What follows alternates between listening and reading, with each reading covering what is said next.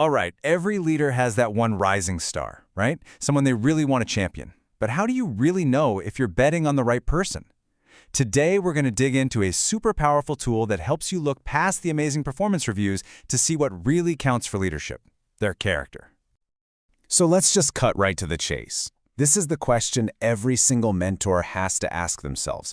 Is this person looking for a partner to grow with you, or are they just seeing you as another rung on the ladder they need to climb? That little distinction, it's everything. And that's exactly what this tool is designed to figure out. So here's our game plan. First, we'll talk about the whole performance versus character problem. Then we're going to walk through the three main parts of this tool: the service audit, the credit audit, and the crisis audit. And finally, we'll get to the good stuff, how to tally up the results and figure out what to do next. I mean, let's be real. Performance is the easy part to measure, right? You've got your KPIs, sales numbers, deadlines. It's all right there in black and white. But character? That's the hidden risk. And let me tell you, sponsoring someone who's a top performer but has low character, that is a huge gamble with your reputation and your whole team's culture. And that's exactly where this tool comes into play. You should think of it like a checklist, a proper due diligence process for your people. It's built to give you a solid framework so you can diagnose their character before you stick your neck out and put your own political capital on the line for them. Okay, our first deep dive is the service audit. Now, this isn't about how they treat you, the boss. Nope. This is all about how they act with their peers, and even more telling, how they treat people who have zero power to help them move up. And honestly, this is the million-dollar question. You can learn just about everything you need to know about someone by watching how they talk to the receptionist or the IT support person or the junior staff.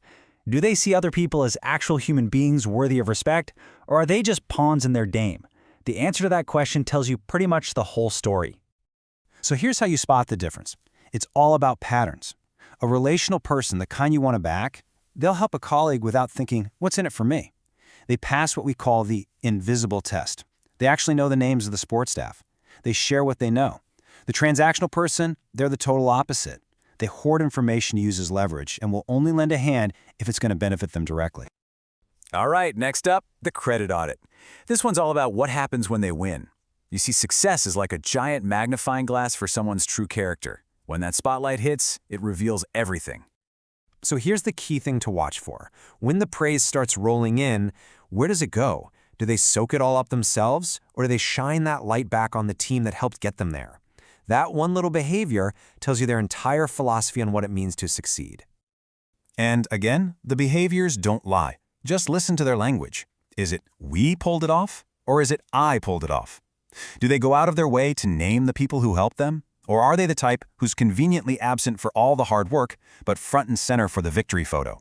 It's such a classic tell. Let's just pause on this for a second because it's so important. The difference between we and I is literally the difference between a leader who builds a fiercely loyal team and a boss who just has a bunch of employees clocking in and out. One inspires, the other just extracts value. It's a tiny, tiny word, but it says so much. Okay, on to our final and, maybe the most revealing audit of them all, the crisis audit. And this one is personal. It's not about how they act when everything's great. It's about how they react when you, their mentor, their leader, are the one feeling the heat or showing a little vulnerability. This right here is the ultimate acid test for loyalty versus opportunism. When you're getting challenged in a meeting, do they have your back, or do they suddenly go quiet because they see your weakness as their big opportunity? How they respond in those key moments shows you if their loyalty is real or if it's just for show. So here's what you need to look for. In that tense meeting, are they defending the team's strategy, or are they staying silent to protect themselves? If you're out sick for a week, do they step up to help carry the load, or do they step on your turf to try and grab some power? The bottom line is their loyalty consistent, or does it mysteriously disappear when your influence wanes? Okay, so you've done the work. You've run the audits, you've collected your observations, now it's time for the verdict. We're going to tally up all those no checks, all those transactional behaviors, and see where this person really stands. First up, what if they get 0 to 2 no checks? Well, that's the green zone. This person has what we call high relational integrity. The decision here is easy. Invest in them, and I mean heavily. They're a team player, they'll become a loyal partner, and they will build a fantastic, positive culture around them. You should absolutely go all in. All right, what about the middle ground? Say 3 to 5 no checks. Now we're in the yellow zone. This is a coachable risk. It's possible they're just young or haven't learned better yet. So your job here is to give them very direct, very specific feedback. Something like, hey, your results are amazing, but I'm concerned about how you interact with your peers. And then you watch. If they listen and change, fantastic. If they don't, you have to be prepared to pull back your support. And finally, the danger zone. 6 or more no checks. This is the red zone, and the verdict could not be clearer. Do not sponsor this person for a leadership role, period. They are a transactional risk. They might be a star performer on their own, but trust me, putting them in charge of other people will absolutely wreck your team's culture. The source material for this tool has this perfect name for this type of person: a credit vampire. They are fantastic when you're useful to them, but the second they see a chance to get ahead by stepping on you or someone else, they will take it without a second thought. They literally suck the life and trust right out of a team. So if there's one thing you take away from all this, let it be this mantra. The next time you find yourself about to go to bat for a so-called rock star, just pause, take a breath.